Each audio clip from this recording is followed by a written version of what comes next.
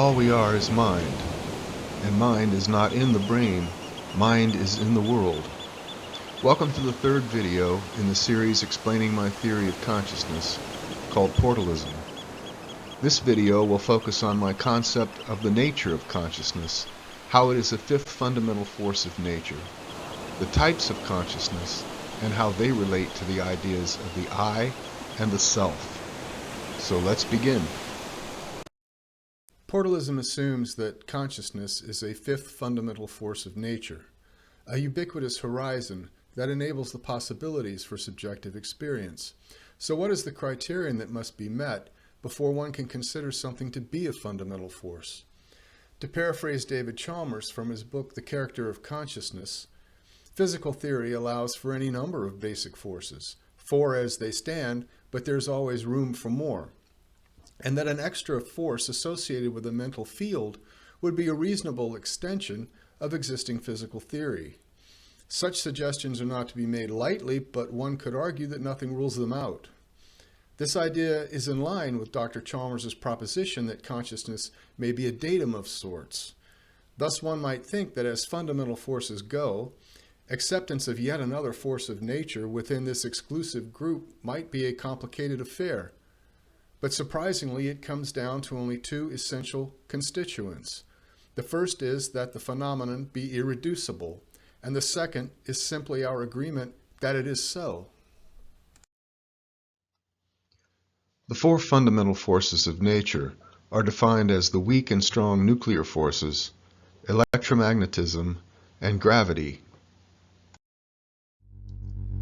The strong nuclear force governs the attraction between protons and neutrons that keep atomic nuclei together, while the weak force mediates the radioactive decay of unstable subatomic particles. These two nuclear forces, outside of their irreducibility, are of little interest philosophically, so having defined them, albeit simplistically, they can be dispensed with. But the remaining two forces are of high relevance in terms of making the argument for the inclusion of consciousness as a fifth fundamental force. Electromagnetism governs the attraction between electrically charged particles. It is responsible for chemical bonding, electromagnetic waves, and visible light. Its range is infinite, and it is the strongest of the four known forces. Although many scientists have made significant contributions to the study of electromagnetism, arguably the foremost would be James Clerk Maxwell, who proved that electric and magnetic forces are the same thing, that magnetism, electricity, and light are manifestations of the same phenomenon. His subsequent equations paved the way for the theory of relativity and quantum mechanics. What is important for us to understand about electromagnetism is that it didn't become a fundamental force of nature overnight, as science spent decades trying to explain it in terms of classical mechanics, the mechanistic incompatibilities of this force being eventually solved by Albert Einstein through special relativity. In terms of portalism, what is most important to take away from the example of electromagnetism is that in order for science to accept it as a fundamental force of nature, it had to expand the ontology of physics. This was done by showing that electromagnetism was irreducible to any other relationship. This brings us to gravity, which is a fundamental force of particular interest because, like consciousness, no one knows what it is in any fundamental way. Although gravity is the weakest of the four forces, like electromagnetism, its range is infinite. Scientists may not know what gravity is, but they know a great deal about how it behaves as a force of attraction between any two masses, from particles to planets to galaxies. Of the fundamental forces of nature, consciousness is most like gravity in terms of its behavior, as we shall see. Unlike the other three forces, gravity does not affect nuclear particles in any relevant way, and it does not affect physics. Gravity is unique among the fundamental forces in that the other three have force carriers, these being messenger particles that deliver or give rise to forces between other particles, but gravity has none. The weak and strong forces have bosons and gluons as carriers respectively, while electromagnetism uses photons, but gravity does not fit well into the standard model of particle physics. For gravity not to have a carrier would seem to be unacceptable, as gravity is clearly a force, defined in general relativity as a space-time curvature powerful enough to bend light and slow down time in space-time models. Therefore, there must be a carrier particle that delivers that force. Enter the graviton, a hypothetical force carrier that is theoretical, unobservable, and massless. Being massless is no problem, as photons are also massless. Being unobservable is another issue entirely, meaning that in any models or calculations that describe an exchange of gravitons, as in quantum field theory, graviton activity must be characterized as virtual. In short, not possessing a force carrier makes gravity problematic for certain theoretical models. So science made one up. They invented the graviton so that science could move on. As a result, gravity conforms better within the world of physics, thereby enabling science to expand its ontology and continue progressing in its mission to describe the workings of our universe. An assumption was made, an assumption that enabled science to move on. I confess that the scientific concepts previously described are highly generalized, but my intent is not to submerge us into the arcane universe of particle physics, but only to illustrate similarities relevant to the inclusion of consciousness as a fifth fundamental force of nature, the argument for which is as follows. Point 1. Electromagnetism was not considered to be a fundamental force until decades of efforts to explain it through classical mechanics had failed. Similarly, consciousness has endured decades of failed attempts to explain it through reductive materialism. Point 2. Magnetism, electricity, and light were objectively proven to be manifestations of the same phenomenon, electromagnetism. There currently being no subjective scientific method to draw upon, we appeal to what David Chalmers calls non-empirical constraints to fundamentally show that mind is the localized manifestation of portal consciousness and world, these being manifestations of the same phenomenon. Point 3. Fundamentally, no one knows what gravity is. Fundamentally, no one knows what consciousness is. Point 4. Consciousness, like electromagnetism, is irreducible to any other relationships. Like gravity, consciousness does not affect nuclear particles, nor does it affect physics, and it has no force carriers. Point 5. Under classical mechanics, gravity didn't fit well into physics, but then a new theory, relativity, came along that better accommodated it. Consciousness doesn't fit well into mind-brain identity theories, property dualism, or supervenience physicalism, all forms of cranialism. But new phenomenal externalist theories better accommodate it. Point 6. Electromagnetism and gravity are considered to be irreducible. Since consciousness cannot be explained in physical terms, consciousness cannot be physical. If not physical, then it must be subjective, and if subjective, then consciousness is irreducible, as consciousness and subjectivity are synonymous terms. Point 7. If consciousness, being the ontological ground of all consciousnesses, is irreducible, then all that remains for it to be considered as a fundamental force in nature is our agreement that it is so. For consciousness to be added to the list of fundamental forces would be self-justifying if, as in the case of electromagnetism, it was discovered that once accepted, consciousness then becomes an enabling force toward the furthering of scientific inquiry, just as the graviton enabled science to overcome barriers to gravitational physics imposed by the lack of a force carrier.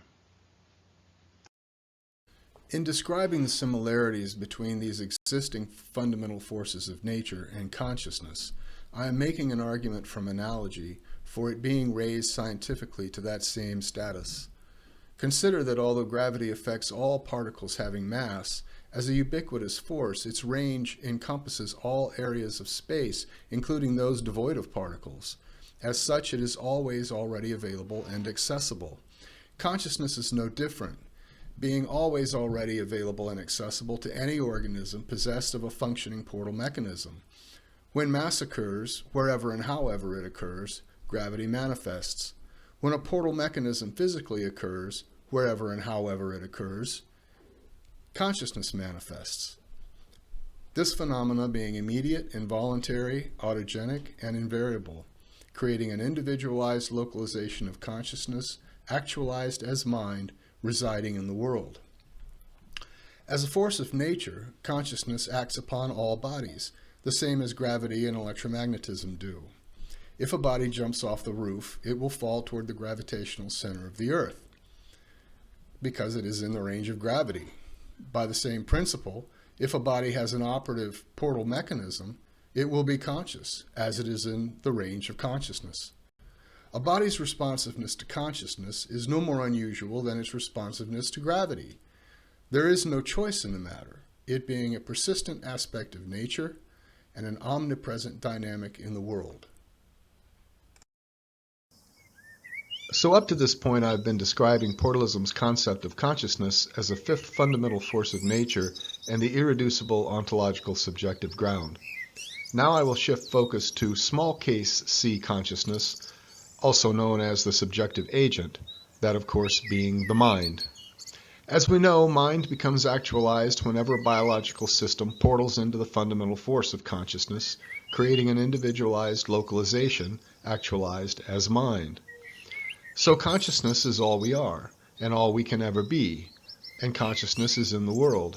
But we are never just conscious, we are always conscious about something. This is intentionality, the direction of our mind to focus upon a specific object or state of affairs in the world. But this focus is not always upon the content of the world, as there are many times when we turn that focus inwards upon ourselves. This implies that there is more than one type of consciousness within any given mind. So let us explore this concept. While arguably composed of different modes or phases, largely based upon its intentional focus, mind is nonetheless an ontologically irreducible subjective totality. For purposes of simplicity, in describing the portalist perspective on mind, I will operate upon the basis that its nature is composed of two distinctions, these being phenomenal consciousness, that of reaching out, and reflexive consciousness, that of reaching in. The mind is in phenomenal consciousness whenever it is in the mode of being in the world. The world is the all-encompassing structure in which the mind comports itself to all beings. As being in, the mind subjectively experiences objects and states of affairs that it encounters in the world. Subjective experience is the something like there is to be sensation of that which is encountered, and whenever mind is experiencing the world, it does so in phenomenal consciousness. Phenomenal perception is the means through which we navigate the world, and is primarily achieved through the sensory modalities of sight and touch. Phenomenal consciousness is composed of raw experience, sights, sounds, smells, tastes, touches, and feelings manifested by our emotions that we encounter as we move through the physical realm. Phenomenal consciousness is the mode by which we subjectively experience the objective realm, objects and states of affairs in the world that we encounter, and the feelings we experience as the result of those encounters are disclosed to mind through this mode of consciousness. For example, let's imagine that I go into the kitchen and open the refrigerator door, whereupon I encounter an apple sitting on a shelf. Logically, I cannot prove that any of the things that I am seeing and touching really even exist. Not the kitchen, the refrigerator, the shelf, nor the apple. But the one thing I am certain of is that I am feeling the something like there is to be experiencing of an apple.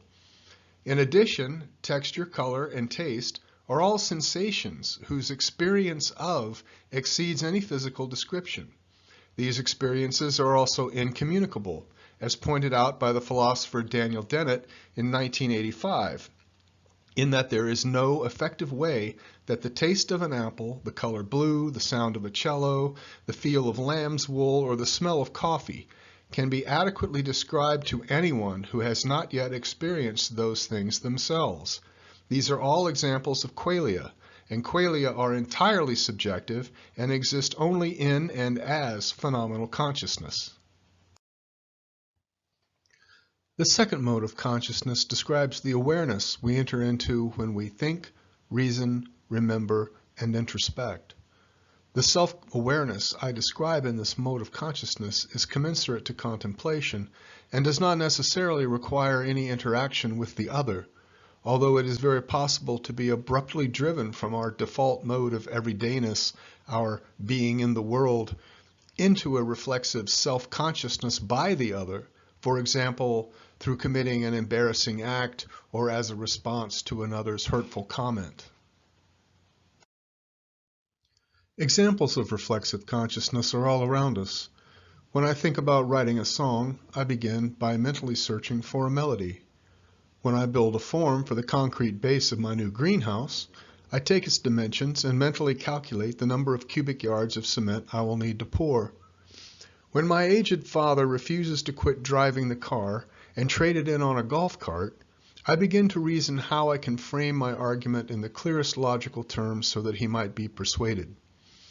These are all examples of abstract thinking, and all that is abstract lies within reflexive consciousness. The brain does not deal in abstracts, only in physical realities. Thinking and reasoning dwell in this realm of reflexive consciousness, as does reflection and introspection. So how does one get to be an I? It is clear that subjective experience can only be reported from the first-person perspective. The I always stands as the first-person agent, that is, my individual localization of consciousness, my mind. So how does the I originate? When a portal connects into the horizon of consciousness, a singular localization of consciousness is disclosed as mind, wherein the I is made manifest as awareness of the world is brought forth. The world cannot simply be experienced. It must be experienced by something. Thus I am the first-person perspective of mind and the agent of my subjective experience. The I is being in the world being necessary to the existence of I. The I is phenomenal consciousness, the mind's awareness of the objective world and its contents. Then what is the difference between the I and the self? Not all minds are sophisticated enough to be aware that they are aware, to reach inward, to become conscious of themselves, such consciousness referring to most non-human minds. But for minds that have this reflexive capability, it is in this mode of consciousness that the I discloses itself to itself, enabling the self to become manifest. If I'm typing on my keyboard, the I is conscious of what is being typed, while the self is aware of the intentionality of my act of typing. The self thinks about itself, reflects upon its acts, its desires and beliefs. It formulates and strategizes. It creates and composes. It reasons, it decides, and it feels. When I am speaking to another person, I might say something stupid and embarrass myself. As the agent, I do the talking, but it is the self that feels the embarrassment. I might attend the funeral of a friend, but it is the self that feels the grief. It is the I that encounters things in the world, while it is the self that thinks about them. As Jean-Paul Sartre tells us, the I is the producer of inwardness.